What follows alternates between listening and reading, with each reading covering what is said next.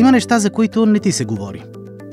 Неща, които се срамуваш да разкажеш или не знаеш с кого да споделиш. Има болести, които се пренасят между хората, докато правят любов. Да правиш секс не е срамно.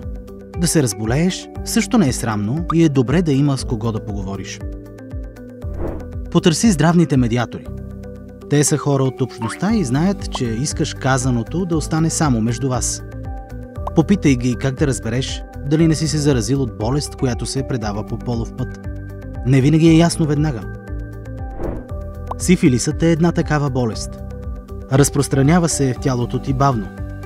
Отначало имаш само една малка раничка, която може да не усетиш. Трудно ще я видиш и по кожата на човека, с когото се обичате.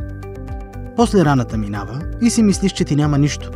Но след седмици или дори месеци ще се разболееш наистина сериозно. Затова е важно какво ще направиш сега. Използвай презерватив. Това предпазва и от заразяване, и от разпространяване на тези болести. Разгледай тялото си. Потърси обриви или кръгла червена раничка, не по-голяма от стотинка. Особено внимателно виж половите органи. Около ануса, по езика. Ако си бременна, не рискувай. Отиди на доктор. Болестите се предават и на бебето, а вродения сифилис е сериозен проблем. Не дай да криеш болестта. Сифилисът се лекува. Един преглед и тест на кръвта в лаборатория може да спаси 2, а дори и повече. Важно е да се лекуват всички, които са правили секс помежду си, за да не се прехвърля болестта отново и отново. Само така ще спре заразата.